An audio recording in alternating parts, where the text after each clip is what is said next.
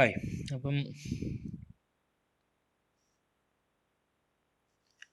ഇന്ന് നമ്മുടെ മൂന്നാമത്തെ ദിവസത്തെ ക്ലാസ് അല്ലേ. നമ്മൾ ആദ്യത്തെ 2 ദിവസത്തെ ക്ലാസ് കഴിഞ്ഞു. അത് കഴിഞ്ഞിട്ട് നമ്മുടെ ട്രെയിനിങ് ഷെഡ്യൂളറിലെ മൂന്നാമത്തെ ദിവസത്തെ ക്ലാസ്സിൽ നമ്മൾ നോക്കുന്നത് പ്രൊട്ടക്ഷൻ ഡിവൈസസാണ്. അപ്പം നമുക്ക് ഒരുപാട് പ്രൊട്ടക്ഷൻ ഡിവൈസസ് പഠിക്കാനുണ്ട്. അപ്പം ഞാൻ ഈ പ്രൊട്ടക്ഷൻ ഡിവൈസസിനെയും 2 ഭാഗങ്ങളായിട്ടാണ് പ്രൊട്ടക്ഷൻ ഡിവൈസസ് തിരിച്ചിരിക്കുന്നത്. ഒന്ന് നമ്മുടെ ഹൗസ് ഹോൾഡ് പർപ്പസിന്, അല്ലെങ്കിൽ നമ്മുടെ 100 kVക്ക് താഴെ, അല്ലെങ്കിൽ 3 ഫേസിലും സിംഗിൾ ഫേസിലും ഉപയോഗിക്കുന്ന പ്രൊട്ടക്ഷൻ ഡിവൈസസ്. അതെല്ലാം നിങ്ങൾ കേട്ടിട്ടുള്ള പ്രൊട്ടക്ഷൻ ഡിവൈസസ് ആണ്. MCB, RCCB, Rcbo, ഐസൊലേറ്റേഴ്സ്, പിന്നെ അതുപോലെ നമ്മുടെ കിറ്റ് കാറ്റ് ഫ്യൂസ് റേറ്റിംഗ്സ് ഒക്കെ വരുന്ന കാര്യങ്ങൾ. അപ്പോൾ ഇതിനെല്ലാം കൂടെ ഞാൻ ഈ ഒരു സെഷനിലാണ് ഉൾപ്പെടുത്തിയേക്കുന്നത്. ഇതേപോലെ തന്നെ ഇനിയിപ്പോൾ അടുത്ത നമ്മുടെ കുറച്ചും കൂടെ വലിയ പ്രൊട്ടക്ഷൻ ഡിവൈസ്, വലിയ പ്രൊട്ടക്ഷൻ ഡിവൈസ് കൊണ്ട് ഉദ്ദേശിക്കുന്ന വലിപ്പമല്ല, അതിൻ്റെ കുറച്ചും കൂടെ വലിയ കറണ്ട് റേറ്റിംഗ്സ് വരുന്ന ടൈപ്പ് പ്രൊട്ടക്ഷൻ ഡിവൈസസിനെ ഞാൻ അടുത്ത നമ്മുടെ ട്രാൻസ്ഫോമർ സൈഡ് പഠിക്കുന്ന സമയത്ത് ഞാനത് പഠിപ്പിച്ചു തരാം. അപ്പോൾ ഇപ്പം നമുക്ക് തൽക്കാലം ഈ 3 ഫേസ് സിംഗിൾ ഫേസിൽ യൂസ് ചെയ്യുന്ന പ്രൊട്ടക്ഷൻ ഡിവൈസസിനെ പറ്റി നമുക്ക് നോക്കാം.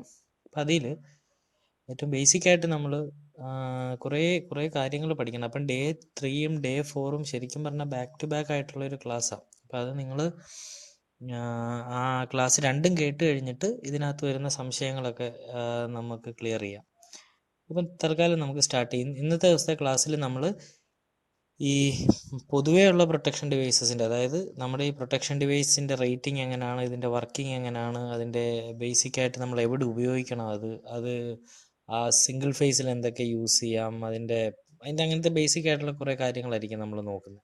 അത് കഴിഞ്ഞ് അടുത്ത ദിവസത്തെ ക്ലാസ്സിൽ നമ്മൾ ഈ പറയുന്ന ഡിസ്ട്രിബ്യൂഷൻ ബോർഡ്, അതുപോലെ ന്യൂട്രൽ കണക്ഷൻ എങ്ങനെ കൊടുക്കാം, അതുപോലെ KCB സപ്ലൈ വരുമ്പോൾ നമുക്കതെങ്ങനെ വീട്ടിലേക്ക് നമുക്ക് കൊടുക്കാം, അങ്ങനത്തെ കാര്യങ്ങളൊക്കെ ആയിരിക്കും അടുത്ത ദിവസം നോക്കുന്നത്. അപ്പോൾ ഇത് രണ്ടും കൂടെ തീരുമ്പോഴേ അതിനൊരു കണക്ഷൻ കിട്ടുള്ളൂ നമുക്ക്. ഓക്കെ, അപ്പോൾ നമുക്ക് ഏറ്റവും ആദ്യത്തെ ഡിവൈസ് തന്നെ നമുക്ക് നോക്കാം. അപ്പം ഞാൻ ആദ്യം തുടങ്ങിയേക്കുന്ന ഐസൊലേറ്റേഴ്സിൽ നിന്നാണ്. അതിൻ്റെ കാരണം എന്താണെന്ന് വെച്ചാൽ പഠിക്കാൻ എളുപ്പമുള്ള ആദ്യം പറഞ്ഞു പോവാം. അപ്പം ഐസൊലേറ്റേഴ്സ് എന്ന് പറയുന്നത്, ഇത് വേറൊരു കാര്യമുണ്ട്, നിങ്ങളിതെല്ലാം പഠിച്ചതായിരിക്കും. അപ്പം ഞാനിത് ഓരോന്നും ഇത്ര ഇതായിട്ട് പറഞ്ഞു തരുമ്പോൾ നിങ്ങൾക്ക് ബോറടിക്കുന്നുണ്ടെങ്കിൽ ക്ലാസ് സ്കിപ്പ് ചെയ്ത് പോവാം. ഇതിപ്പോൾ എല്ലാവർക്കും വേണ്ടി പറയുന്ന ആയതുകൊണ്ടാണ് ഞാൻ ഈ ഓരോ ഗ്രൗണ്ട് ലെവലിൽ നിന്നുള്ള ടോപ്പിക്സ് ഇങ്ങനെ പറഞ്ഞു പോകുന്നത്. അപ്പോൾ ഐസൊലേറ്റേഴ്സ്, ബേസിക്കലി ഐസൊലേറ്റർ എന്തിനാണ് യൂസ് ചെയ്യുന്നത്, ഇതിനകത്ത് നോട്ട്സും കാര്യങ്ങളൊക്കെ ഞാൻ വെച്ചിട്ടുണ്ട്. ഞാൻ ആ പോയിന്റ് ആയിട്ട് നിങ്ങൾക്ക് അത് എക്സ്പ്ലെയിൻ ചെയ്തൊന്നും തരുന്നില്ല. ഞാൻ ഇതിൻ്റെ ഒരു സമ്മറി മാത്രം പറഞ്ഞു പോയത്, നിങ്ങൾക്ക് വായിച്ചാൽ മനസ്സിലാവുന്ന കാര്യമുള്ളൂ. ഐസൊലേറ്റർ എന്ന് പറയുന്നത് ബേസിക്കലി സ്വിച്ചിങ്ങിന് വേണ്ടി യൂസ് ചെയ്യുന്നത്. അതായത് നമ്മുടെ വീട്ടിൽ ഇപ്പം നമ്മൾ ലൈറ്റ്, ഫാൻ അതൊക്കെ ഓൺ ആക്കുക എന്ന് പറഞ്ഞാൽ നമ്മളൊരു സ്വിച്ച് ത്രൂ ആണല്ലേ യൂസ് ചെയ്യുന്നത്. That's A mechanical type device.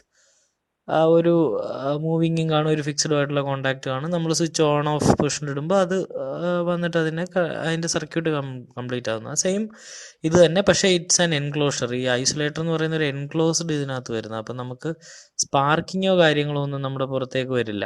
അപ്പോൾ അതാണ് ഐസൊലേറ്റേഴ്സിൻ്റെ പ്രത്യേകത എന്ന് പറഞ്ഞാൽ, അതിനകത്ത് നമുക്കെന്താണ്, നമ്മുടെ മെക്കാനിക്കലി ഒരു ഡിവൈസിനെ ഓൺ ആക്കാനോ ഓഫ് ആക്കാനോ ഉപയോഗിക്കുന്ന, അല്ലെങ്കിൽ ഒരു സർക്യൂട്ടിനെ ക്ലോസ് ചെയ്യാനോ ഓഫ് ചെയ്യാനോ യൂസ് ചെയ്യാൻ പറ്റുന്ന ഒരു സാധനം എന്നുള്ളതേ ഉള്ളൂ ഈ പറയുന്ന ഐസൊലേറ്റർ എന്ന് പറഞ്ഞാൽ. പക്ഷേ ഇതിന് നമ്മുടെ സിസ്റ്റത്തിൽ ഒരുപാട് വലിയ ഇമ്പോർട്ടൻസ് ഉണ്ട്. അത് കുറച്ചും കൂടെ മുമ്പിലോട്ട് പോകുമ്പോൾ അത് മനസ്സിലാവും. അത് കാര്യം ഐസൊലേറ്ററിന് ചെയ്യാൻ പറ്റുന്ന കാര്യങ്ങൾ ചിലത് MCBക്കോ അല്ലെ RCCBക്കോ അല്ലെ നിങ്ങൾ പറയുന്ന ACBക്കോ ഒന്നും ചെയ്യാൻ പറ്റില്ല.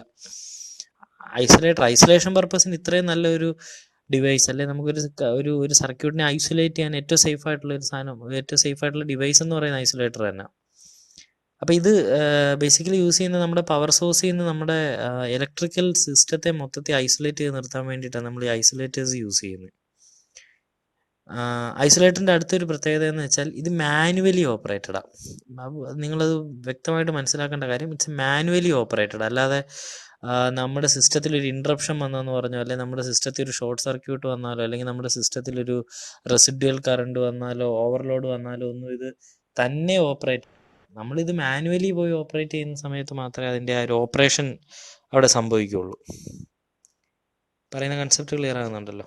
അടുത്തത്, അതിന് ബ്രേക്കിംഗ് കപ്പാസിറ്റി ഇല്ല എന്നതിൽ എഴുതിയേക്കുന്നത് തന്നെ അതുകൊണ്ടാണ്. അത് മാനുവലി ഓപ്പറേറ്റഡ് ആണ്. പിന്നെ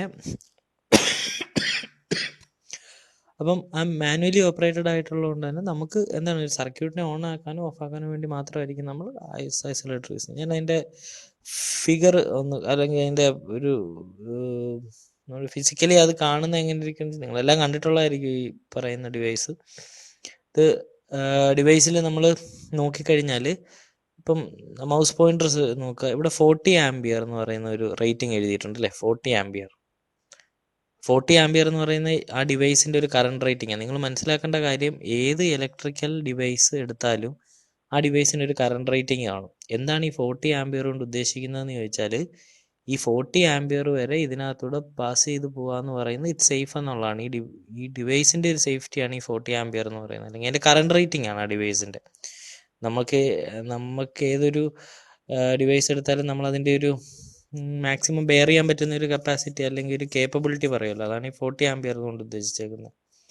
ഇതിൻ്റെ മേളിൽ DP എന്ന് എഴുതിയിട്ടുണ്ട് അല്ലേ.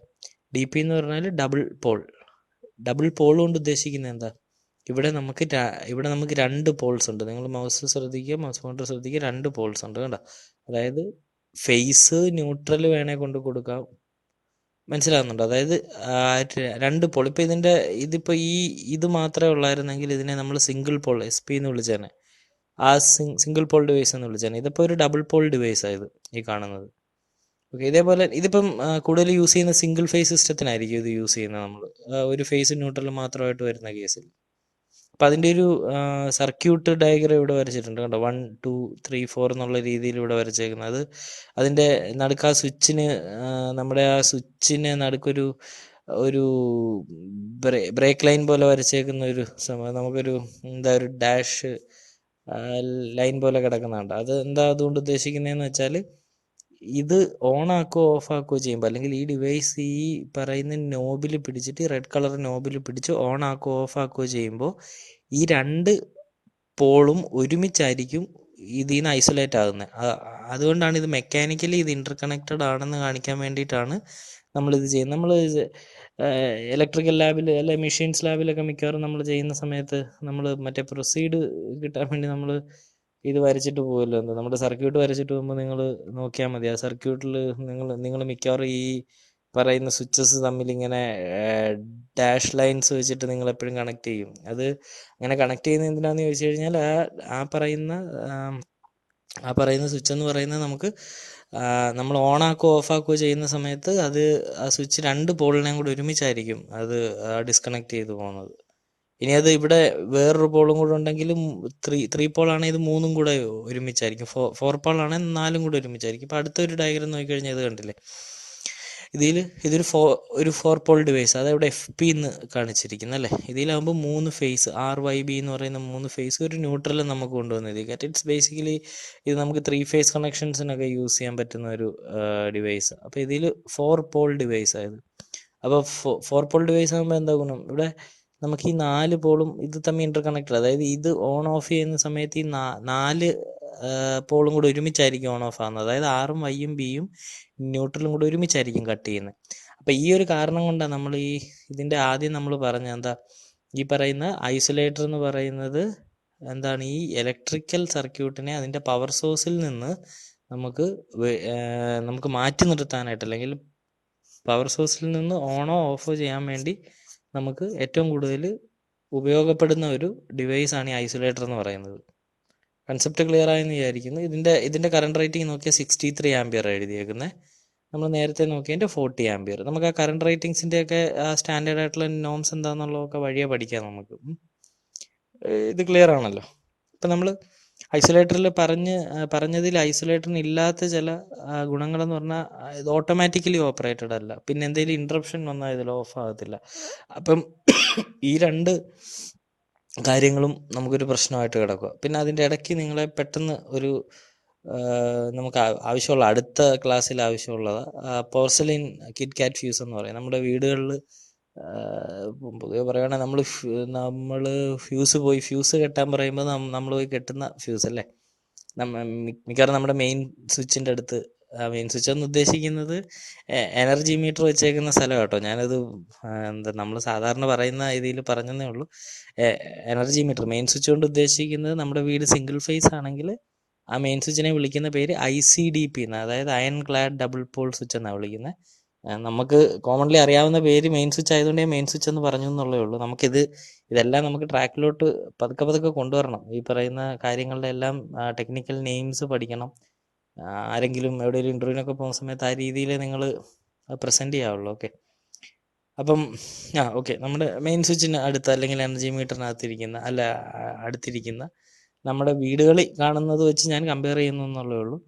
അപ്പം അത് ഈ പോർസലിൻ കിറ്റ്കാറ്റ് ഫ്യൂസ്, ഇതിനകത്താണ് നമ്മൾ എന്ത് ചെയ്യുന്നത്, ഈ പറയുന്ന ഫ്യൂസ് കിട്ടുന്നത് അല്ലേ. അപ്പം ഇതിൽ കുറച്ച് കാര്യങ്ങൾ നിങ്ങളോട് ഷെയർ ചെയ്യാനുണ്ട്. അതിൽ ആദ്യത്തെ കാര്യം എന്ന് പറഞ്ഞാൽ നമ്മൾ സാധാരണ ഫ്യൂസ് കിട്ടുന്നത് എന്താ, നമ്മുടെ കോപ്പർ വയർ ഇട്ടിട്ടാണ് നമ്മൾ ഫ്യൂസ് കിട്ടുന്നത്. കോപ്പർ വയർ എന്ന് പറഞ്ഞാൽ നമ്മളൊന്നെങ്കിൽ നമ്മുടെ വീട്ടിൽ കിടക്കുന്ന ഏതെങ്കിലും ഒരു പഴയ 1.5 1 സ്ക്വയർ mm വയർ എടുക്കും, അതിൻ്റെ സ്ലീവ് കട്ട് ചെയ്ത് കളയും. നമ്മൾ എന്നിട്ട് എന്ത് ചെയ്യും, വയർ 1 2 3 എണ്ണം നമ്മൾ ഒരുമിച്ച് വെച്ചിട്ട് ഇതിനകത്ത് കെട്ടും, അത് കൊടുക്കും, വർക്ക് ചെയ്യും. വലിയ പ്രശ്നങ്ങളൊന്നുമില്ല. ഇതിൽ ഉള്ളൊരു വലിയൊരു ചോദ്യം എന്താണെന്ന് ചോദിച്ചാൽ, നമ്മൾ കോപ്പർ വയറിട്ട് നമുക്ക് ശരിക്കും ഫ്യൂസ് കെട്ടാവോ എന്നുള്ളതാണ്. അതിന് കറക്റ്റ് പറഞ്ഞു കഴിഞ്ഞാൽ കോപ്പർ വയറിട്ട് ഒരിക്കലും ഈ ഫ്യൂസ് കെട്ടരുത്. നമ്മൾ കോപ്പർ വയറിട്ട് ഫ്യൂസ് കെട്ടുന്നത് നമ്മുടെ ഒരു എളുപ്പത്തിന് വേണ്ടി. ഇപ്പം നമുക്ക് എപ്പോഴും പോയി ഇപ്പോൾ ഇതിൻ്റെ കറക്റ്റ് ഫ്യൂസ് കെട്ടണമെങ്കിൽ ഒന്നെങ്കിൽ അലോയ്സ്, അതായത് അലോയ് ടിൻ അതുപോലത്തെ സാധനങ്ങൾ എന്തെങ്കിലും വെച്ചിട്ട് വേണം ഈ ഫ്യൂസ് കെട്ടാൻ. അത് നമുക്ക് പെട്ടെന്ന് അവൈലബിൾ അല്ലാത്തതുകൊണ്ടാണ് നമ്മൾ ഈ കോപ്പർ വയറിട്ട് പെട്ടെന്ന് കെട്ടുന്നത്. അപ്പം ഇതിനകത്ത് കോപ്പർ വയർ യൂസ് ചെയ്താലുള്ള ഒരു കുഴപ്പം എന്താണെന്ന് വെച്ചാൽ, കോപ്പർ വയറിൻ്റെ മെൽറ്റിംഗ് പോയിന്റ് കുറച്ച് ഹയർ സൈഡിലാണ്. അതായത് നമുക്ക് എന്തെങ്കിലും ഒരു പെട്ടെന്നൊരു പ്രശ്നം ഉണ്ടാകുമ്പോൾ, അല്ലെങ്കിൽ ഒരു ഷോർട്ട് സർക്യൂട്ട് വരുമ്പോഴോ അല്ലെങ്കിൽ ഓവർലോഡ് വരുമ്പോഴോ ശരിക്കും നമുക്ക് ഈ ഫ്യൂസ് മെൽറ്റായി പോകണം അല്ലേ. അതാണല്ലോ ഇതിൻ്റെ ബേസിക് ആയിട്ടുള്ള ഉപയോഗം എന്ന് പറയുന്നത്. അപ്പോൾ ഈ ഓവർലോഡ് വരുന്ന സമയത്ത് വലിയ പ്രശ്നം വരത്തില്ല. ഫ്യൂസ് പതുക്കെ പതുക്കെ മെൽറ്റായി പോയാലും നമുക്ക് വലിയ പ്രശ്നങ്ങൾ ഈ ഫ്യൂസ് ബേസിന് വരത്തില്ല.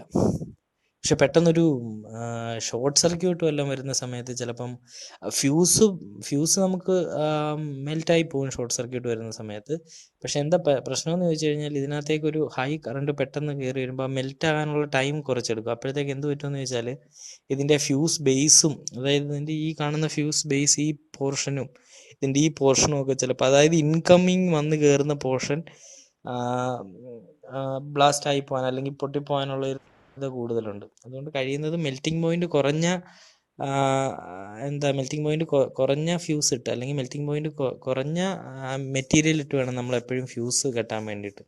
അതുകൊണ്ട് കോപ്പർ ഉപയോഗിക്കുന്ന അത്ര ഒരു നല്ല പ്രാക്ടീസ് അല്ല. ഓക്കെ, അപ്പം ഇതിൽ എന്തൊക്കെ ഡിവൈസ് ഇട്ട് ഫ്യൂസ് കെട്ടാമെന്നുള്ളത് നിങ്ങളൊന്ന് നിങ്ങളുടെ ഭാഗത്തുനിന്ന് ഗൂഗിൾ ചെയ്ത് നോക്കുക. കിട്ടുന്ന കാര്യങ്ങളാണ് ഇതൊക്കെ. ഓക്കെ, അപ്പോൾ ഇത് ഞാൻ ഇതിൻ്റെ കൂടെ ഒന്ന് പറഞ്ഞതേ ഉള്ളൂ. അടുത്ത ദിവസം നമുക്കിതിൻ്റെ ആവശ്യം വരും. പിന്നെ നമ്മുടെ മെയിൻ ടോപ്പിക്സിലോട്ട് കിടക്കാം. ഏറ്റവും ആദ്യത്തെ ആൾ മിനിയേച്ചർ സർക്യൂട്ട് ബ്രേക്കർ. ഇത് നിങ്ങളെല്ലാവരും കണ്ടിട്ടുള്ളതല്ലേ. നമ്മുടെ വീട്ടിലിപ്പം പുതിയതായിട്ട് കഴിഞ്ഞൊരു 10-15 വർഷത്തിനകത്തൊക്കെ ചെയ്ത വീടുകളാണെങ്കിൽ ഈ പറയുന്ന മിനിയേച്ചർ സർക്യൂട്ട് ബ്രേക്കർ ആയിരിക്കും നമ്മുടെ എന്താണ് പറയുന്നത്, നമ്മുടെ ഡിസ്ട്രിബ്യൂഷൻ ബോർഡിനകത്ത് നിങ്ങൾ കാണുന്നത് ഇതായിരിക്കും അല്ലേ. നിങ്ങളിത് ഓരോ പ്രാവശ്യമെങ്കിലും ഓപ്പറേറ്റ് ചെയ്തിട്ടുണ്ടായിരിക്കും. കോളേജിൽ നമ്മൾ പവർ സിസ്റ്റത്തിൽ ഈ പറയുന്ന ഡിവൈസിനെ പറ്റിയൊക്കെ നമ്മൾ പഠിച്ചിട്ടുള്ളതാണ്. അപ്പം നമുക്കിതിന് നമുക്ക് ആവശ്യത്തിന് എന്തൊക്കെ കാര്യങ്ങൾ പഠിക്കണം, അല്ലെങ്കിൽ നമ്മുടെ ആവശ്യത്തിന് ഇതിനെ ഏത് രീതി കാണണം എന്നുള്ളത് നമുക്ക് നോക്കാം. അപ്പോൾ ഈ രണ്ട് ഡിവൈസ് എടുത്താലും ആകെയുള്ള ഒരു വ്യത്യാസം, ഇവിടെ ഒരു 6 ഇവിടെ ഒരു 10 കൊടുത്തിട്ടുണ്ട് അല്ലേ. അപ്പം നമുക്കിതിനകത്തുനിന്ന് എന്തൊക്കെയാണ് കാണേണ്ടതെന്നുള്ളത് നോക്കാം. നമുക്കിത് നോക്കുന്ന സമയത്ത് നമുക്കൊരു ആൽഫബറ്റ് ഉണ്ട് അല്ലേ, ഒരു C എന്ന് പറയുന്ന ഒരു ആൽഫബറ്റ് ഉണ്ട്. ഇവിടെ ഒരു ന്യൂമറിക്കൽ പാർട്ടുണ്ട്. അപ്പോൾ ഈ ന്യൂമറിക്കൽ പാർട്ട് ഞാൻ നേരത്തെ ഐസൊലേറ്റർ പറഞ്ഞ് ഏത് ഡിവൈസ് എടുത്താലും ഒരു കറണ്ട് റേറ്റിംഗ് കാണും. സോ ഈ ന്യൂമറിക്കൽ പാർട്ട് എന്ന് പറയുന്നത് ആ ഡിവൈസിൻ്റെ ഒരു കറണ്ട് റേറ്റിംഗ് ആണെന്നുള്ള കാര്യം നമുക്ക് ക്ലിയർ ആയി. അപ്പോൾ ഇവിടുത്തെ കറണ്ട് റേറ്റിംഗ് എന്ന് പറയുന്നത് 10ഉം ഇപ്പുറത്തെ എന്ന് പറയുന്നത് 6ഉം. അതും നമുക്ക് ഓക്കെ, വലിയ പ്രശ്നമൊന്നുമില്ല. അപ്പം അടുത്തൊരു കാര്യം, ഈ കൊടുത്തേക്കുന്ന ആൽഫബറ്റ് എന്താണ്. അപ്പോൾ ഇത് ആൽഫബറ്റ് എന്താണെന്ന് ചോദിച്ചു കഴിഞ്ഞാൽ, ആൽഫബറ്റ് എന്ന് പറയുന്നത് അവിടുത്തെ ട്രിപ്പിംഗ് ക്യാര എന്ന് പറയും ആൽഫബറ്റിന്. അപ്പം ട്രിപ്പിംഗ് ക്യാരയും അതിൻ്റെ റേറ്റഡ് കറണ്ടും കൂടെ ചേരുന്നതായിരിക്കും നമ്മുടെ MCBയുടെ റേറ്റിംഗ് എന്ന് പറയുന്നത്. അപ്പോൾ ഈ ഡിവൈസ് ശ്രദ്ധിച്ചു കഴിഞ്ഞാൽ നിങ്ങൾക്ക് കാണാം, ഇവിടെ ഒരു പോളേ ഉള്ളൂ അല്ലേ, ഒറ്റ പോളേ ഉള്ളൂ. So it's A single pole device. അതാണ് ഈ സൈഡിൽ വരച്ചേക്കുന്ന ഈ പറയുന്ന ഡയഗ്രം കണ്ടാൽ ഈ പറയുന്ന സർക്യൂട്ട് ഡയഗ്രം കണ്ടാൽ നിങ്ങൾക്ക് അറിയാം, ഇറ്റ്സ് സിംഗിൾ പോൾ ഡിവൈസ്. അതായത് ഒരു പോളെ നമുക്ക് കട്ട് ചെയ്യാനുള്ളൂ. ഒന്നുകിൽ ഫേസ് അല്ലെങ്കിൽ ന്യൂട്രൽ കൊണ്ടുവന്നത് കൊടുക്കേണ്ട ആവശ്യമില്ല. ഫേസാണ് കൊടുക്കുന്നതെങ്കിൽ ഫേസ്, ആ ഫേസ് കട്ട് ചെയ്യാൻ വേണ്ടിയായിരിക്കും നമ്മൾ എന്ത് യൂസ് ചെയ്യുന്നത്, കൂടുതലും ഈ MCBs യൂസ് ചെയ്യുന്നത്. അപ്പം നമുക്ക് അറിയേണ്ട കാര്യം, ഈ MCBക്ക് എന്തൊക്കെ പ്രത്യേകതകൾ പുതിയതായിട്ട് വന്നു, ഇതിൻ്റെ വർക്കിംഗ് എങ്ങനെയാണ്, നമ്മൾ ഫ്യൂസ് ഉപയോഗിക്കുന്നത്, നമ്മുടെ സാധാ പോർസലിൻ ഫ്യൂസ് ഉപയോഗിക്കുന്നത് അല്ലെങ്കിൽ സാധാ ഐസൊലേറ്റർ ഉപയോഗിക്കുന്ന ഈ പറയുന്ന നമ്മുടെ MCB യൂസ് ചെയ്യുമ്പോൾ നമുക്ക് എന്തൊക്കെ പ്രത്യേകതകൾ വരുന്നു എന്നുള്ള കാര്യങ്ങളൊക്കെ നമുക്ക് നോക്കാം. ഇത് നിങ്ങൾക്ക് ക്ലിയർ ആണല്ലോ. അതായത് C6 ആംപിയർ എന്ന് പറയുന്നത് എന്താണ്, അതിൻ്റെ ട്രിപ്പിംഗ് ക്യാരയും അതിൻ്റെ റേറ്റഡ് കറണ്ടും കൂടെ എഴുതിയേക്കുന്നത്. എപ്പോഴും 6 എന്ന് പറയുന്ന ന്യൂമറിക്കൽ വരുന്ന അതിൻ്റെ റേറ്റഡ് കറണ്ട് ആയിരിക്കും ഒരു ഡിവൈസിൻ്റെ, അല്ലെങ്കിൽ അല്ല റേറ്റഡ് കറണ്ട് ആയിരിക്കും. അടുത്തത് C അല്ലെങ്കിൽ ആൽഫബറ്റ് വന്നേക്കുന്ന അവിടുത്തെ ട്രിപ്പിംഗ് ക്യാരയാണ്. ഓക്കെ ആണല്ലോ. അപ്പം ഈ MCBക്ക് അകത്തുള്ള കുറച്ച് പാർട്സ്, അപ്പോൾ ഇതിനകത്ത് എന്തൊക്കെയാണെന്നുള്ളത് ആദ്യം ഞാനൊന്ന് എക്സ്പ്ലെയിൻ ചെയ്ത് തരാം. MCB നമ്മൾ കറക്റ്റ് നടുക്ക് വെച്ച് പൊട്ടിച്ചിട്ട് അതിൻ്റെ മേളത്തെ ഭാഗം എടുത്ത് കളഞ്ഞേക്കുക.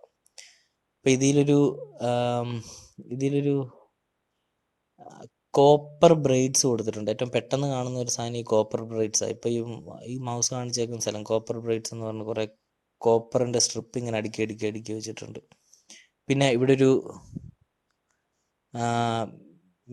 മെറ്റാലിക് അല്ലെങ്കിൽ നമ്മുടെ എന്തായാലും പറയാം,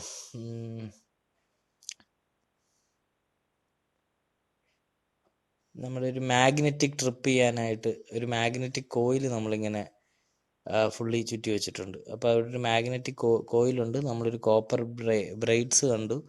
പിന്നെ നമുക്ക് കാണാൻ പറ്റുന്നത്, ഇവിടെ നോക്കിക്കഴിഞ്ഞാൽ നിങ്ങൾക്കൊരു ബൈമെറ്റാലിക് സ്ട്രിപ്പ് കാണാം. ഇപ്പം മൗസ കാണിച്ചേക്കുന്ന സാധനം ബൈമെറ്റാലിക് സ്ട്രിപ്പ് എന്ന് പറയും.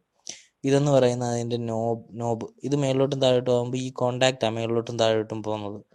അപ്പോൾ അവിടുത്തെ മൂവിങ് കോണ്ടാക്റ്റ് എന്ന് പറയുന്നത് ഈ ഭാഗവും അതിൻ്റെ ഫിക്സഡ് കോണ്ടാക്റ്റ് എന്ന് പറയുന്നത് ബാക്കി ആൾക്കാരുമാണ്.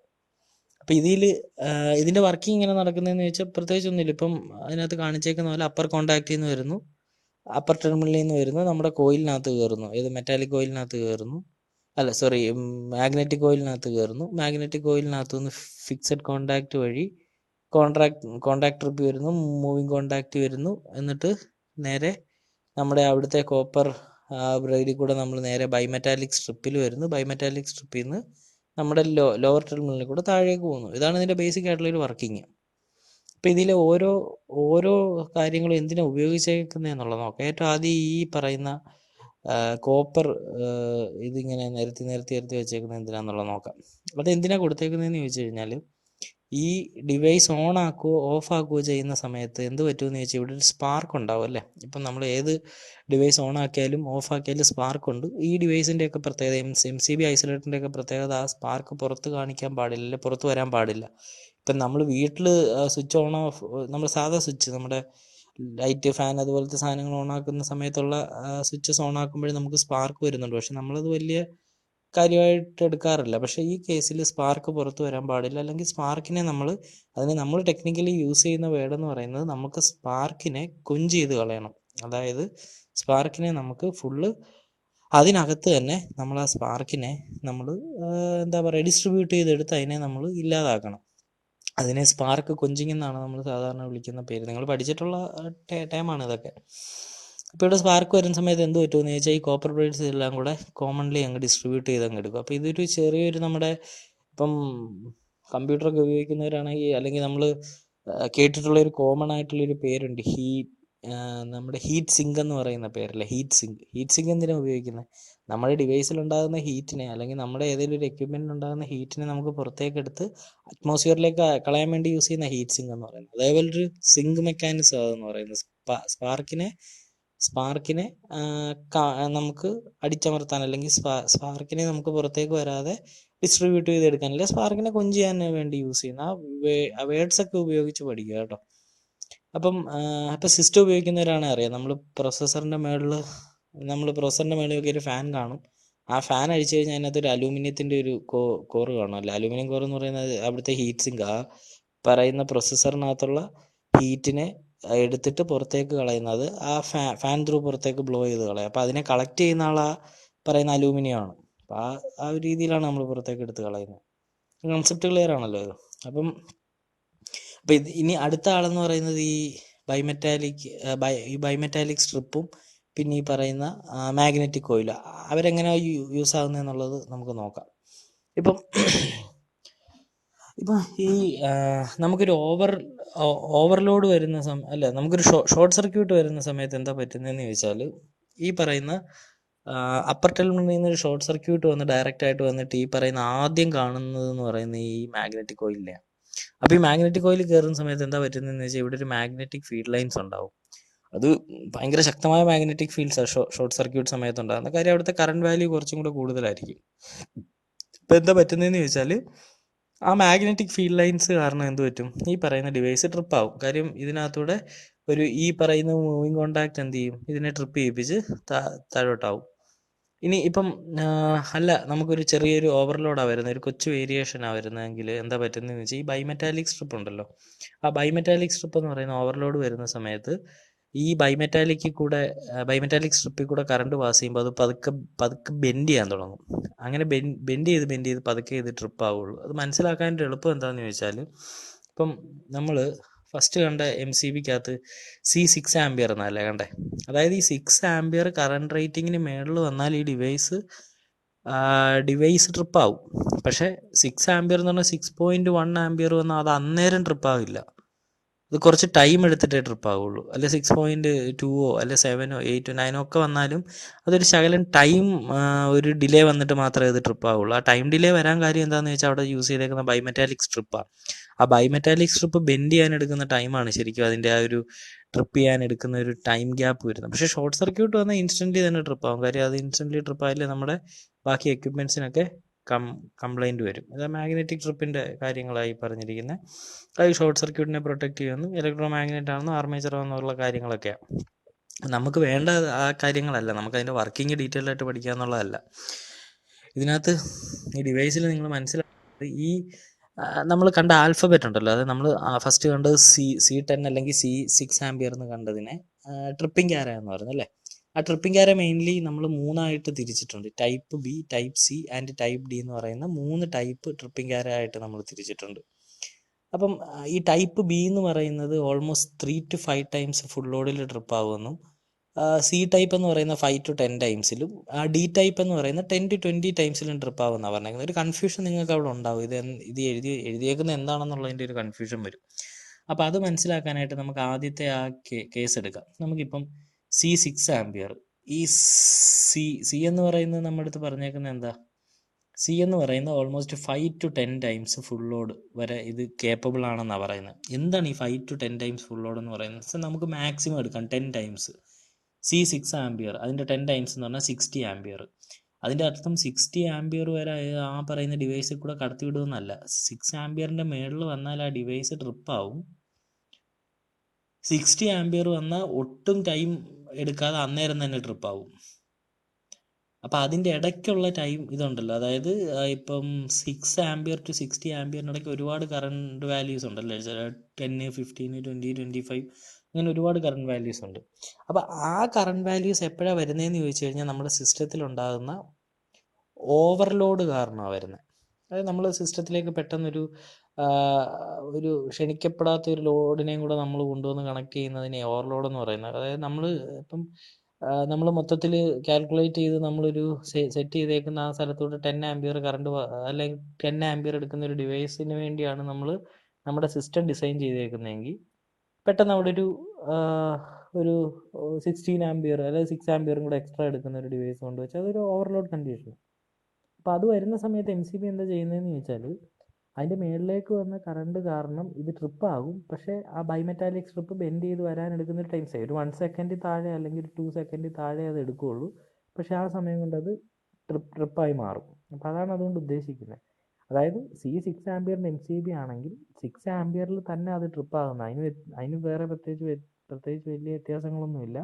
6ന് മുകളിലോട്ട് കറണ്ട് വന്നാൽ അതിൻ്റെ ട്രിപ്പിംഗ് ആരയ്ക്കനുസരിച്ച് അത് ട്രിപ്പ് ആകാൻ എടുക്കുന്ന ടൈം കുറച്ച് ശകലൊരു വ്യത്യാസം വരും. അത് മാത്രമേ ഉള്ളൂ അതിലെ പ്രത്യേകത എന്ന് പറയുന്നത്.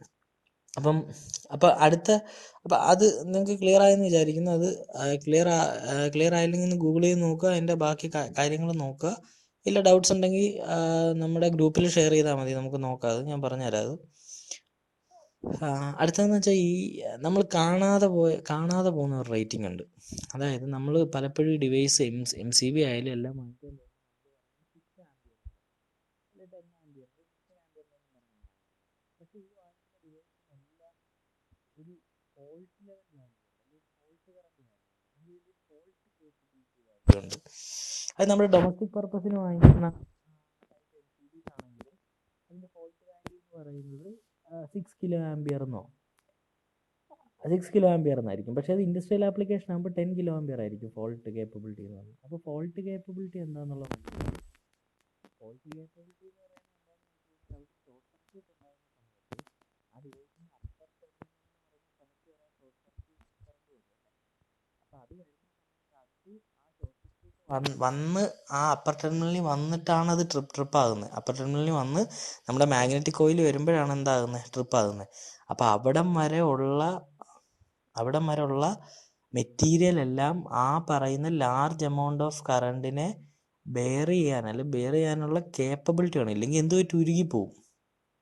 ഇപ്പം നമ്മുടെ ഫ്യൂസ് ഷോർട്ട് സർക്യൂട്ട് വരുമ്പോൾ ഞാൻ നേരത്തെ പറഞ്ഞെന്താ, നമ്മൾ കോപ്പറാണ് യൂസ് ചെയ്യുന്നതെങ്കിൽ അവിടെ ഹൈ മെൽറ്റിംഗ് പോയിന്റ് ആയതുകൊണ്ട് എന്ത് പറ്റും, കുറച്ച് നേരത്തേക്ക് ആ കറണ്ട് അവിടെ അതിൻ്റെ അപ്പർ ടെർമിനൽ സസ്റ്റെയിൻ ചെയ്യുന്നതുകൊണ്ടാണ് അവിടെ ഉരുകി പോകുന്നത്. അപ്പോൾ അതേപോലെ തന്നെ ഈ MCBയും ഉരുകിപ്പോകാനുള്ള സാധ്യതയുണ്ട്. അപ്പോൾ അത് വരാതിരിക്കാൻ വേണ്ടിയിട്ട് അതിന് 6 കിലോ ആംപിയർ വരെയുള്ള ഫോൾട്ട് വന്നാലും അവിടെ അതിൻ്റെ അപ്പർ ടെർമിനലിന് കംപ്ലൈൻ്റ് ഒന്നും വരില്ല. പക്ഷേ ഇൻഡസ്ട്രീസ് വരുന്ന സമയത്ത് അവിടുത്തെ ഫോൾട്ട് വാല്യൂ കുറച്ചും കൂടെ കൂടുതലായിരിക്കും. അപ്പം ഫോൾട്ട് വാല്യൂ കൂടുതലായതുകൊണ്ട് തന്നെ എന്ത് പറ്റും, അവിടെ 6 കിലോ ആംപിയറിൻ്റെ പറ്റില്ല, പകരം 10 കിലോ ആംപിയറിൻ്റെ ഫോൾട്ട് കേപ്പബിലിറ്റി ഉള്ള ഡിവൈസ് എടുക്കുക. ഇത് എല്ലാ ഡിവൈസിനും ഉള്ളതാണ്. ഈ ഫോൾട്ട് കേപ്പബിലിറ്റി എന്ന് പറയുന്ന സാധനം എല്ലാ ഡിവൈസിനും നമ്മൾ കൊടുക്കുന്ന ഒരു സംഭവമാണ് ഈ ഫോൾട്ട് കേപ്പബിലിറ്റി എന്ന് പറയുന്നത്. കൺസെപ്റ്റ് ക്ലിയർ ആണല്ലോ. ഇത് പക്ഷേ നമ്മുടെ ഡിവൈസിൻ്റെ മേളിൽ കാണത്തില്ല. ചിലപ്പോൾ ഡിവൈസിൻ്റെ കവർ, അതായത് നമ്മൾ വാങ്ങിക്കുന്ന അതിൻ്റെ ഫുൾ കവർ വരുന്നതിൻ്റെ മേളിലേ കാണുള്ളൂ ആ റേറ്റിംഗ്. ഡിവൈസിൽ എഴുതി കണ്ടിട്ടില്ല, ഡിവൈസിൽ എഴുതാറില്ല അങ്ങനെ. ഓക്കെ ആണല്ലോ, കൺസെപ്റ്റ് ക്ലിയർ ആണല്ലോ.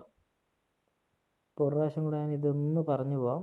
നമ്മുടെ MCB എടുക്കുന്ന സമയത്ത് MCBക്ക് റേറ്റഡ് കറണ്ടും കാണും, ട്രിപ്പിംഗ് ക്യാരയും കാണും. റേറ്റഡ് കറണ്ട് എന്ന് പറയുന്നത് നമ്മുടെ ന്യൂമറിക്കൽ വാല്യൂ എഴുതിയേക്കുന്ന റേറ്റഡ് കറണ്ടും നമ്മുടെ ആൽഫബറ്റിൽ എഴുതിയേക്കുന്ന അതിൻ്റെ ട്രിപ്പിംഗ് ക്യാരയും. അപ്പം എങ്ങനെ അതിൻ്റെ വർക്കിംഗ് എന്ന് പറഞ്ഞാൽ അപ്പർ ടെർമിനലിൽ കൂടെ സപ്ലൈ വരുന്നു, അകത്തോട്ട് കയറുന്നു, നമ്മൾ മാഗ്നറ്റിക് കോയിൽ കയറുന്നു, അവിടുന്ന് മൂവിങ് കോണ്ടാക്റ്റ് വരുന്നു, അവിടുന്ന് ബൈമെറ്റാലിക് സ്ട്രിപ്പ് പുറത്തേക്ക് വരുന്നു.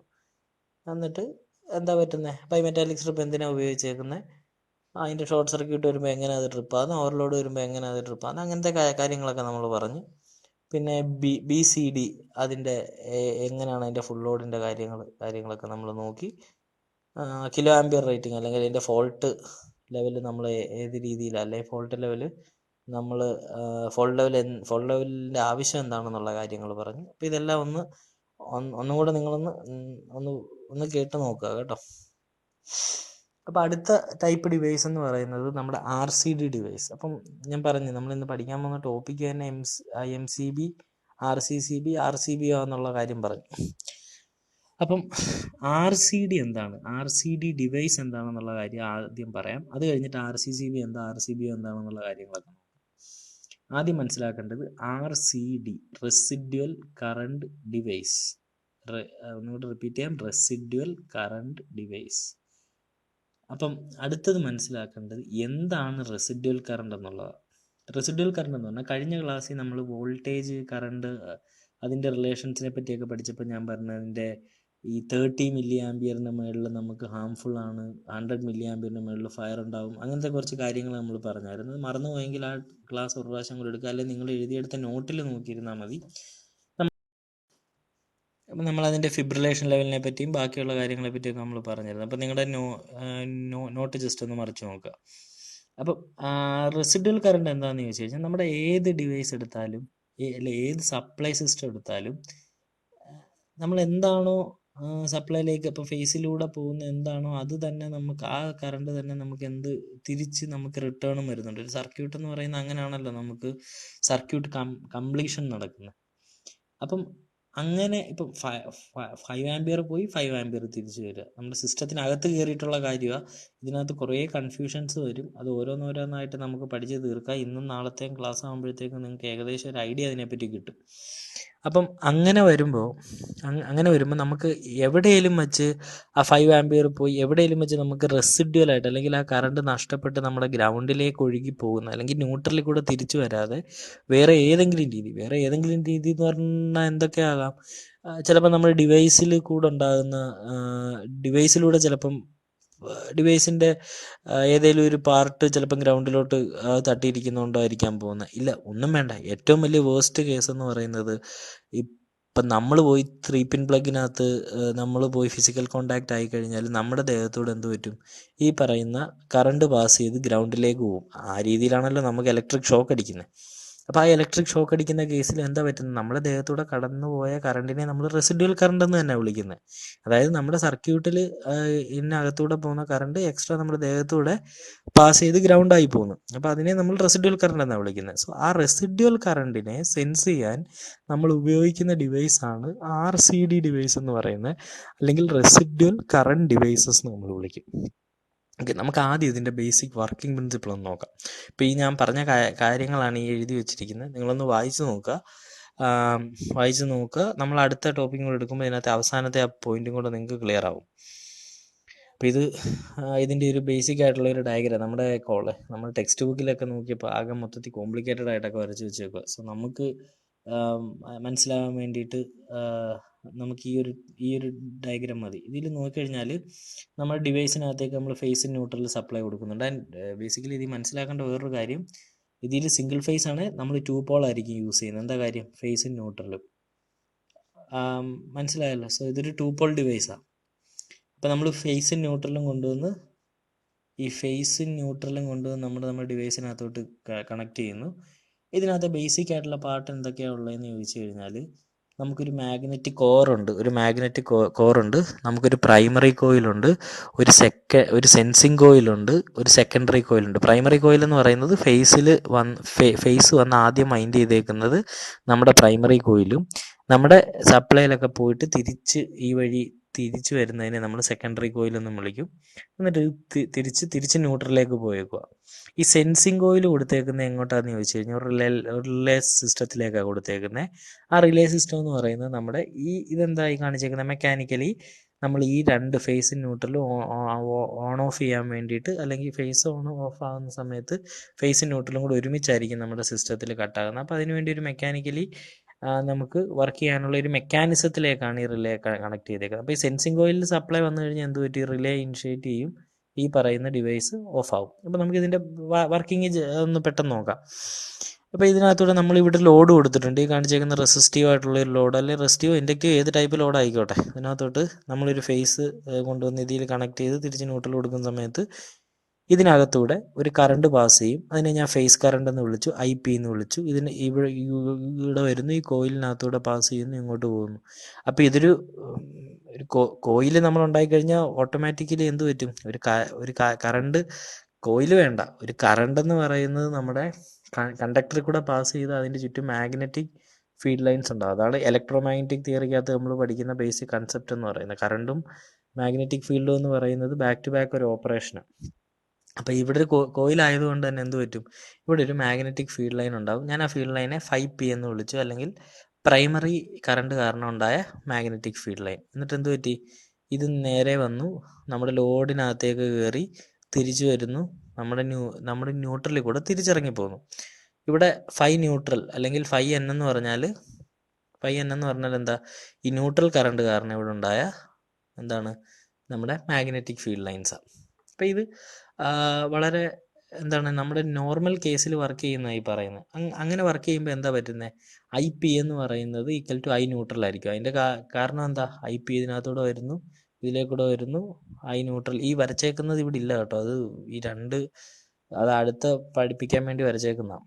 അപ്പോൾ ഈ IP വരുന്നു, ഇതിനകത്തൂടെ വരുന്നു, ഈ ലോഡ് വർക്ക് ചെയ്യുന്നു, ഇതിനകത്തൂടെ തന്നെ I ന്യൂട്രൽ തിരിച്ചിറങ്ങി നമ്മുടെ ന്യൂട്രലിലേക്ക് പോകുന്നു. അപ്പോൾ എന്താ? IP ഈക്വൽ ടു IN ആയിരിക്കും. കാര്യം ഇതൊരു സീരീസ് സർക്യൂട്ട് ആയതുകൊണ്ട് തന്നെ IP is equal to IN ആയിരിക്കും. അതുകൊണ്ട് തന്നെ ഒരു കാര്യം പറയാം, 5P എന്ന് പറയുന്നത് ഈക്വൽ ടു 5N ആയിരിക്കും. ഓക്കെ.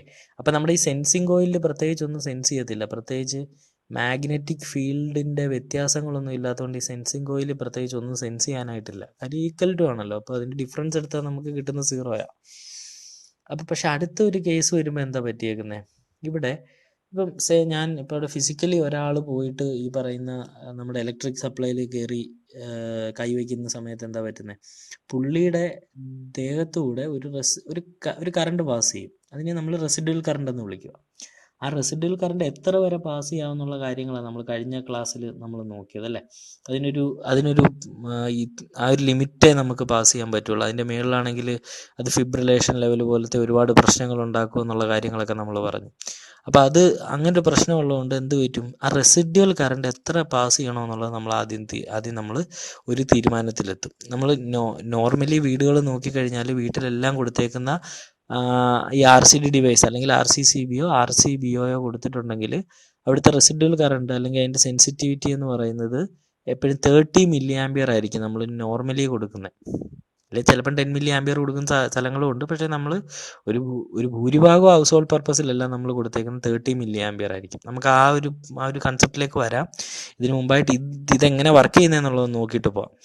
അപ്പം ഇവിടെ ഈ റെസിഡ്യുവൽ കറണ്ട് എന്ത് പറ്റും, ഈ പറയുന്ന ആളുടെ ശരീരത്തിലൂടെ കയറി ഇവിടെ ഗ്രൗണ്ട് ആകാനുള്ളൊരു സാധ്യതയുണ്ട്, അല്ലെങ്കിൽ ഗ്രൗണ്ടായി പോകും. അങ്ങനെ ഗ്രൗണ്ടായി പോകുമ്പോൾ എന്താ പറ്റുന്നത്, നമ്മുടെ ഐ പ്രൈമറി എന്ന് പറയുന്ന കറണ്ട് എന്ന് പറയുന്നത് ഇപ്പം IR + IN എന്ന് പറയുന്ന രണ്ട് ഇതായിട്ട് സ്പ്ലിറ്റ് ആയിപ്പോയി. സോ എന്താ പറ്റുന്നത്, IP എപ്പോഴും നോട്ട് ഈക്വൽ ടു IN ആയിരിക്കും. ഇങ്ങനത്തെ ഒരു അബ്നോർമൽ കേസ് വന്നു കഴിഞ്ഞാൽ IP not equal to IN ആയിരിക്കും. അതിൻ്റെ അർത്ഥം എന്താ, 5P not equal to 5N ആയിരിക്കും. ഇതാര് സെൻസ് ചെയ്യും, നമ്മുടെ ഈ പറയുന്ന സെൻസിങ് കോയിൽ സെൻസ് ചെയ്യും. ഈ സെൻസിങ് കോയിൽ സെൻസ് ചെയ്ത് എന്ത് പറ്റും, ഈ പറയുന്ന റിലേ ആക്ടിവേറ്റ് ആവും, ഈ പറയുന്ന സർക്യൂട്ട്. അപ്പം ഇതിൽ മനസ്സിലാക്കേണ്ട കാര്യം, ആ സെൻസിങ് കോയിലിൽ എത്ര ആംപിയർ കറണ്ടിൽ, അല്ലെങ്കിൽ ഇപ്പം ഞാൻ പറയാം, ഞാനൊരു 30 മില്ലി ആംപിയറിൻ്റെ ആണ് ഞാൻ ഡിവൈസ് യൂസ് ചെയ്യുന്നതെങ്കിൽ ആ സെൻസിങ് കോയിൽ 30 മില്ലി ആംപിയർ വരുമ്പോഴായിരിക്കും റിലേ സെറ്റ് ചെയ്തേക്കുന്നത് 30 മില്ലി ആംപിയറിൽ ഇതിനെ ട്രിപ്പ് ചെയ്യണമെന്നായിരിക്കും. അങ്ങനെ 30 മില്ലി ആംപിയർ ആകുമ്പോഴായിരിക്കും ആൾ ട്രിപ്പ് ആകുന്നത്. ഇനി 10 മില്ലി ആംപിയറിൻ്റെ ഡിവൈസ് നമ്മൾ വാങ്ങിക്കുന്നതെങ്കിൽ 10 മില്ലി ആംപിയറിലായിരിക്കും അത് സെൻസ് ചെയ്യുന്നത്. ഇനി 100 മില്ലി ആംപിയർ ആണെങ്കിൽ 100ലായിരിക്കും, 300 ആണെങ്കിൽ 300ലായിരിക്കും. പക്ഷേ നമ്മുടെ ഹ്യൂമൻ ബോഡിയുടെ മാക്സിമം കേപ്പബിലിറ്റി അല്ലെങ്കിൽ maximum capability healthy body 30 milli ആംപിയറിന് മുകളിലോട്ട് നമുക്ക് ഫിബ്രിലേഷൻ ലെവൽ ഉണ്ടാകും എന്നുള്ളത് കൊണ്ട് തന്നെ നമ്മൾ 30 മില്ലി ആംപിയർ ആണ് കോമൺലി യൂസ്ഡ്. നമ്മളതിൻ്റെ മേളിൽ ഉപയോഗിക്കുന്നില്ലെന്നല്ല, അത് ഉപയോഗിക്കുന്നുണ്ട്. ഇതാണ് ബേസിക് വർക്കിംഗ് പ്രിൻസിപ്പിൾ എന്ന് പറഞ്ഞാൽ ഇതാണ്. ഇത് ക്ലിയർ ആയെന്ന് വിശ്വസിക്കുന്നു. ഈ വർക്കിംഗ് പ്രിൻസിപ്പിളിലാണ് നമ്മളിത് കോളേജിൽ പഠിച്ചിട്ടുള്ളതാണല്ലേ. നമ്മുടെ ബേസിക് ഇലക്ട്രിക്കൽ എന്ന് പറഞ്ഞാൽ ഇതിൽ സബ്ജക്റ്റിൽ പഠിച്ചിട്ടുള്ളതാണ്. നിങ്ങളുടെ ബേസിക് ഇലക്ട്രിക്കലിൻ്റെ ടെക്സ്റ്റ് ബുക്ക് എടുത്ത് നോക്കിയാലും ഇത് കുറച്ചും കൂടെ ഡീറ്റെയിൽഡ് ആയിട്ട് സർക്യൂട്ടൊക്കെ വരച്ച് എക്സ്പ്ലെയിൻ ചെയ്തിട്ടുണ്ടായിരിക്കും. ഓക്കെ. അപ്പം അബ്നോർമൽ കണ്ടീഷൻ വരുമ്പോൾ എന്ത് പറ്റും, റിലേ ആക്ട് ആവും, സർക്യൂട്ട് ട്രിപ്പ് ആവും. അതേ ഉള്ളൂ ബേസിക് ആയിട്ടുള്ള ഇതിൻ്റെ ഒരു വർക്കിംഗ് പ്രിൻസിപ്പിൾ എന്ന് പറഞ്ഞാൽ. അപ്പം അതിൻ്റെ ഡീറ്റെയിൽസിങ് ഈ എഴുതി വെച്ചേക്കുന്നത് മൊത്തം ഒന്ന് വായിച്ചു നോക്കുക, അല്ലെങ്കിൽ ഈ വീഡിയോ പോസ് ചെയ്തിട്ട് ഇതൊന്ന് എഴുതിയെടുക്കുക. ഓക്കെ, ഇതെന്തൊക്കെയാണ് എഴുതി വെച്ചേക്കുന്നതെന്നുള്ള കാര്യങ്ങൾ.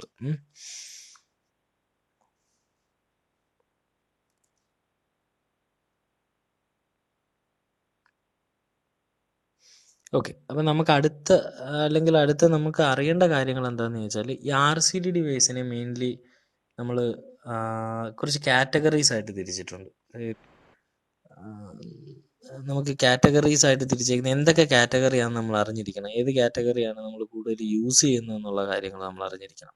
ഇപ്പം ഇതിൽ ആദ്യത്തെ കാറ്റഗറി എന്ന് പറഞ്ഞാൽ type AC RCD device. Type AC RCD residual current device. അതെന്ന് പറഞ്ഞാൽ നമ്മുടെ ഈ AC അല്ലെങ്കിൽ ഓൾട്ടർനേറ്റിംഗ് കറണ്ടിൻ്റെ റെസിഡ്യുവൽ കറണ്ട് മാത്രമേ ആൾ സെൻസ് ചെയ്യുള്ളൂ. അടുത്തത് ടൈപ്പ് A RCD ഡിവൈസ്, അത് ഈ ACയെയും പൾസേറ്റിംഗ് DC റെസിഡ്യുവൽ കറണ്ടിനെയും സെൻസ് ചെയ്യാൻ പറ്റും. ഈ പൾസേറ്റിംഗ് DC എവിടെ വരുന്നു എന്ന് നിങ്ങൾക്കൊരു ഡൗട്ട് തോന്നും.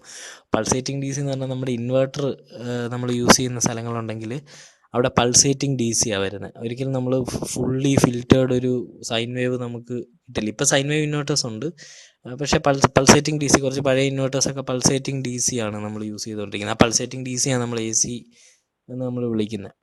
ഓക്കെ. അപ്പം പൾസേറ്റിംഗ് DC റെസിഡ്യുവൽ കറൻസിനെ സെൻസ് ചെയ്യാൻ പറ്റും.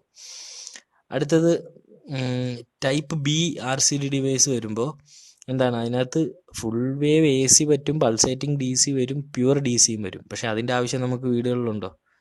ഇല്ല. കാര്യം വീടുകളിൽ അങ്ങനെ DC ആപ്ലിക്കേഷൻസ്, നമുക്ക് DC സപ്ലൈ വരുന്നില്ലല്ലോ നമുക്ക് ഇതിനു വേണ്ടി.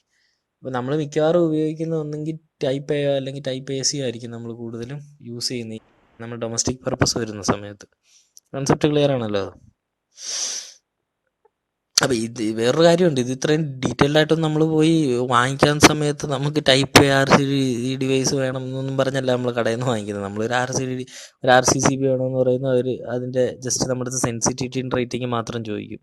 സെൻസിറ്റിവിറ്റിയും ചോദിക്കാറില്ല. വീടിൻ്റെ കാര്യമാണെങ്കിൽ നമ്മൾ ഇപ്പം 25 ആംപിയറിൻ്റെ എന്ന് പറയുമ്പോൾ 25 ആംപിയർ 30 മില്ലി ആംപിയറിൻ്റെ RCCB ഡിവൈസ് വരും. പക്ഷെ ഞാൻ ഇത് പറയുന്നത് എന്താണെന്ന് വെച്ചാൽ ഇതൊന്നും ഇത്ര ഡീറ്റെയിൽഡ് ആയിട്ട് പഠിക്കേണ്ട കാര്യം ഉണ്ടോയെന്ന് ചിലപ്പോൾ നിങ്ങൾക്ക് തോന്നും. പക്ഷേ ഇത് അറിഞ്ഞിരിക്കുന്നത് നല്ലതാണ്. നിങ്ങളൊരു ഇൻ്റർവ്യൂവിനൊക്കെ പോകുന്ന സമയത്തായാലും നിങ്ങൾക്ക് കാര്യങ്ങളൊക്കെ കുറച്ചൊന്ന് തിയറി പോർഷനും കൂടെ നിങ്ങൾ കുറച്ചൊന്ന് സ്ട്രോങ് ആയിരിക്കണം ഇതിൻ്റെ കാര്യങ്ങൾ. ഇത് ബാക്കി നിങ്ങൾ ഗൂഗിൾ ചെയ്ത് നോക്കണം കേട്ടോ. ഇത് മാത്രമാണെന്നും പറഞ്ഞിരിക്കരുത്. കുറച്ചും കൂടെ ഒക്കെ നിങ്ങളുടെ ടെക്സ്റ്റ് ബുക്സൊക്കെ പഴയ ടെക്സ്റ്റ് ബുക്കൊക്കെ എടുത്ത് വെച്ചൊന്ന് വായിച്ചു നോക്കുക. ഓക്കെ. അപ്പോൾ അടുത്തത് നമുക്ക് 2 തരം RCD ഡിവൈസ് അല്ലെങ്കിൽ റെസിഡ്യുവൽ കറണ്ട് ഡിവൈസസ് ആണ് നമുക്ക് അവൈലബിൾ ആയിട്ടുള്ളത്. ഒരാളുടെ പേര് RCCB അല്ലെങ്കിൽ റെസിഡ്യുവൽ കറണ്ട് സർക്യൂട്ട് ബ്രേക്കർ എന്ന് നമ്മൾ വിളിക്കും. വേറൊരാളുടെ പേരെന്ന് പറഞ്ഞാൽ RCBO, റെസിഡ്യുവൽ കറണ്ട് ബ്രേക്കർ വിത്ത് ഓവർലോഡ് പ്രൊട്ടക്ഷൻ. ഡീറ്റെയിൽഡ് ആയിട്ട് പറഞ്ഞുതരാം ഇത് എന്താണ് ഇതുകൊണ്ട് ഉപയോഗിക്കുന്നത് എന്നുള്ളത്. ഇത് വളരെ ഇമ്പോർട്ടൻ്റാണ്. നിങ്ങൾ തിയറി പഠിച്ചില്ലെങ്കിലും ഇതിൻ്റെ ഡീറ്റെയിലിംഗ് ഒക്കെ അറിഞ്ഞിരിക്കണം. ഈ ഡിവൈസൊക്കെ കണ്ടാൽ മനസ്സിലാവണം ഏതാ നമ്മുടെ സൈറ്റിൽ യൂസ് ചെയ്തേക്കുന്നതെന്നൊക്കെ. മെയിൻലി RCD ഡിവൈസിനെ ഇപ്പോൾ നേരത്തെ പറഞ്ഞ പോലെ തന്നെ RCCB അതുപോലെ RCBO ആയിട്ടാണ് തിരിച്ചേക്കുന്നത്. ഈ RCCBയുടെ പ്രത്യേകത എന്ന് വെച്ചാൽ എർത്ത് ലീക്കേജിന് മാത്രമുള്ള പ്രൊട്ടക്ഷനേ ഉള്ളൂ. RCBO വരുമ്പോൾ എർത്ത് ലീക്കേജിനുള്ള പ്രൊട്ടക്ഷൻ ഉണ്ട്, ഓവർലോഡിനുള്ള പ്രൊട്ടക്ഷൻ ഉണ്ട്, ഷോർട്ട് സർക്യൂട്ടിനുള്ള പ്രൊട്ടക്ഷൻ ഉണ്ട്. അപ്പോൾ അതിൽ നിന്ന് എന്താ മനസ്സിലാക്കേണ്ടതെന്നൊക്കെ പറഞ്ഞുതരാം. അപ്പോൾ ഇതിൽ നോക്കുമ്പോൾ നമുക്ക് കാണിച്ചേക്കുന്ന ഒരു RCCB ഡിവൈസാണ്. അപ്പോൾ ആ ഡിവൈസ് മൊത്തത്തിൽ നിങ്ങളൊന്ന് മൊത്തത്തിലൊന്ന് നോക്കുക. ഇതിനകത്ത് എന്തൊക്കെ റേറ്റിംഗ് ഉണ്ടെന്നുള്ള ഒരു ഡിവൈസ് കാണുമ്പോൾ ആദ്യം നോക്കേണ്ട അത് ഏത് ഡിവൈസാണെന്ന് അറിയാനായിട്ട് ആ ഡിവൈസിനകത്ത് എന്തൊക്കെ റേറ്റിംഗ് കൊടുത്തിട്ടുണ്ടെന്ന് നോക്കുക. ഇതിൽ നോക്കുമ്പോൾ ഒരു കറണ്ട് റേറ്റിംഗ് ഉണ്ടല്ലേ. അപ്പം കറണ്ട് റേറ്റിംഗ് മാത്രമേ ഉള്ളെങ്കിൽ അതെന്തായിരിക്കും? എപ്പോഴും ഒരു ഐസൊലേറ്റർ ആയിരിക്കും. പക്ഷേ ഈ കേസിൽ കറണ്ട് റേറ്റിംഗ് മാത്രമല്ല ഉള്ളത്. ഈ കേസിൽ പിന്നുണ്ട് നമുക്കൊരു സെൻസിറ്റിവിറ്റി ഉണ്ട്, ഇവിടെ കൊടുത്തിട്ടുണ്ട് കണ്ടോ. പിന്നെ ഒരു ടെസ്റ്റ് ബട്ടൺ ഉണ്ട്. ഈ ടെസ്റ്റ് ബട്ടൺ നിങ്ങൾ വീട്ടിൽ RCCB ഡിവൈസ് ഉണ്ടെങ്കിൽ ഒന്ന് നോക്കിയാൽ മതി. ടെസ്റ്റ് ബട്ടൺ എന്ന് പറഞ്ഞൊരു ബട്ടൺ ഉണ്ട്. ആ ബട്ടൺ പ്രസ് ചെയ്ത് കഴിഞ്ഞാൽ ഇത് ട്രിപ്പ് ആവും. അത് എന്തിനാന്ന് വെച്ചാൽ ഇത് വർക്ക് ചെയ്യുന്നുണ്ടോ ഇല്ലയോ എന്നുള്ളത് അറിയാൻ വേണ്ടിയിട്ടാണ്. അപ്പം ഇതിൽ നോക്കിക്കഴിഞ്ഞാൽ ഒരു സെൻസിറ്റിവിറ്റി ഉണ്ട്, ഒരു റേറ്റഡ് കറണ്ട് ഉണ്ട്. അപ്പം നമ്മുടെ RCCB ഡിവൈസിൽ എന്താ ബേസിക്കലി തരുന്ന പ്രൊട്ടക്ഷൻ എന്ന് പറയുന്നത് എർത്ത് ലീക്കേജിനുള്ള പ്രൊട്ടക്ഷൻ മാത്രമേ ഉള്ളൂ. സോ എന്താണ് അതിന് സെൻസിറ്റിവിറ്റി കൊണ്ട് ഇനഫാണ് അത് വർക്ക് ചെയ്യാനായിട്ട്.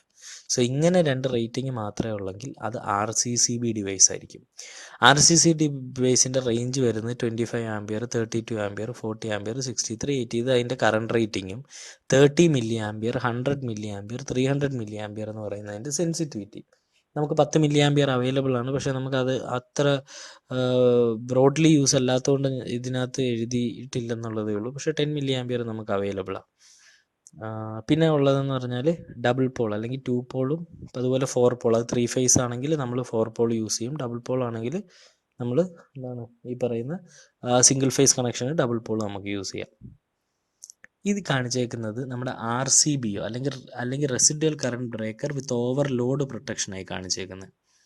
അപ്പോൾ ഇതിൽ വരുമ്പോൾ നിങ്ങൾ ജസ്റ്റ് ഇതിനകത്ത് ഇപ്പം പെട്ടെന്ന് കാണുമ്പോൾ ഉണ്ടാകുന്ന വ്യത്യാസം ഇതിന് കുറച്ച് വലിപ്പം കൂടുതലുണ്ടല്ലേ. അതല്ല, നിങ്ങൾ നോക്കേണ്ടത് എന്താണെന്ന് ചോദിച്ചാൽ ഇവിടെ റേറ്റഡ് കറണ്ട് ഉണ്ട്, ട്രിപ്പിംഗ് ക്യാര ഉണ്ട്. ഇപ്പം റേറ്റഡ് കറണ്ട് ട്രിപ്പിംഗ് ക്യാര മാത്രമാണെങ്കിൽ ആരാ അത്?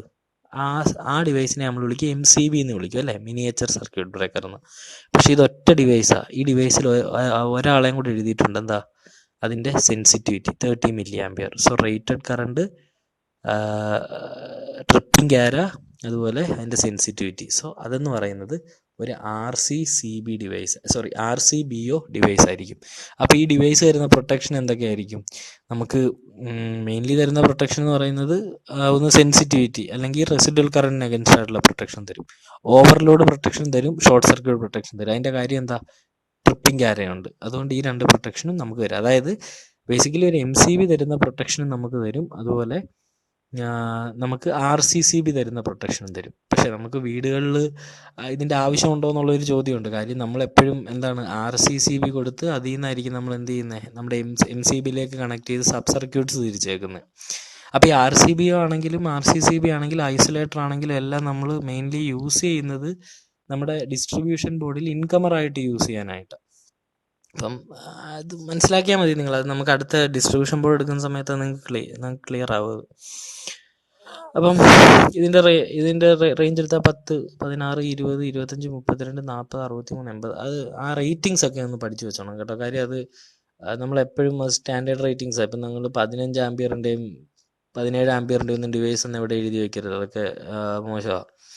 പിന്നെ 10 കിലോ ആംപിയർ 6 കിലോ ആംപിയർ എന്താ അതിൻ്റെ ഫോൾട്ട്, മാക്സിമം ഫോൾട്ട് എത്ര അതിന് കിട്ടും, എത്ര നമുക്ക് അവിടെ വരാമെന്നുള്ളത്. അവിടെ ഫോൾട്ട് വരാനുള്ള കാര്യം എന്താ, ഇവിടെ ഷോർട്ട് സർക്യൂട്ട് പ്രൊട്ടക്ഷൻ ഉണ്ട്, അതുകൊണ്ടാണ്. പിന്നെ 30 milli ampere, 100 milli ampere, 300 milli ampere എന്ന് പറയുന്നതിൻ്റെ സെൻസിറ്റിവിറ്റി.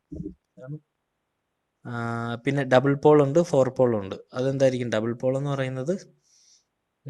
നമ്മുടെ ഡബിൾ പോൾ എന്ന് പറയുന്നത് നമ്മുടെ നമ്മുടെ സിംഗിൾ ഫേസ് സിസ്റ്റത്തിനും 4 പോൾ എന്ന് പറയുന്നത് നമ്മുടെ ത്രീ ഫേസ് സിസ്റ്റത്തിനും യൂസ് ചെയ്യുന്നത്. ആ മോഡ്യൂൾസ് എന്താണെന്നുള്ളത് നമുക്ക് ഡിസ്ട്രിബ്യൂഷൻ ബോർഡ് എടുക്കുന്ന സമയത്ത് ഞാൻ പറഞ്ഞുതരാം. ആ മോഡ്യൂൾസ് കൊണ്ട് ഉദ്ദേശിക്കുന്ന ഇപ്പം വേണ്ട, ഡിസ്ട്രിബ്യൂഷൻ ബോർഡ് എടുക്കുന്ന സമയത്ത് നമുക്ക് നോക്കാം. ഇപ്പം എല്ലാം കൂടെ കൺഫ്യൂസ്ഡ് ആക്കണ്ട, ഇപ്പോൾ ഉള്ളത് പടി. ടൈപ്പ് AC കാരസി, അത് അതിൻ്റെ ട്രീറ്റിംഗ് വേണം. അപ്പം നമുക്ക് ഈ പഠിച്ച കാര്യങ്ങളെല്ലാം കൂടെ നമുക്കൊന്ന് നമുക്ക് അപ്പം നിങ്ങൾ അറിഞ്ഞിരിക്കേണ്ടത് ഈ ലാസ്റ്റ് ടേബിളാണ്. ഈ ടേബിളിൽ എഴുതിയേക്കുന്നത് എന്തൊക്കെയാണെന്നുള്ളതാണ് നിങ്ങൾക്ക് മനസ്സിലാക്കേണ്ടത്. അപ്പോൾ ഈ ടേബിൾ നോക്കിക്കഴിഞ്ഞാൽ MCB എന്തൊക്കെ പ്രൊട്ടക്ഷൻ തരുന്നുണ്ടെന്നുള്ളത് നോക്കുക. MCB എന്തൊക്കെ പ്രൊട്ടക്ഷൻ തരുന്നുണ്ട്? ഷോർട്ട് സർക്യൂട്ട് പ്രൊട്ടക്ഷൻ തരുന്നുണ്ട്, ഓവർലോഡ് പ്രൊട്ടക്ഷൻ നമുക്ക് കിട്ടുന്നുണ്ട്. പക്ഷേ കറണ്ട് ലീക്കേജ് പ്രൊട്ടക്ഷൻ ഉണ്ട് ഇല്ല, നമുക്ക് തരുന്നില്ല. ഓപ്പറേഷൻ എങ്ങനെ? ഓട്ടോമാറ്റിക് അല്ലേ, ഓട്ടോമാറ്റിക് ആയിട്ട് ആൾ ട്രിപ്പ് ആയിക്കോളും. ട്രിപ്പ് ആയിക്കഴിഞ്ഞാൽ പിന്നെ അത് പഴയതുപോലെ ആക്കണമെങ്കിൽ നമ്മൾ പോയി അത് ഓൺ ആക്കണം. ഓട്ടോമാറ്റിക് കൊണ്ട് ഉദ്ദേശിക്കുന്നത് ട്രിപ്പ് ആകുന്ന ഓട്ടോമാറ്റിക്കായിട്ടാണ്.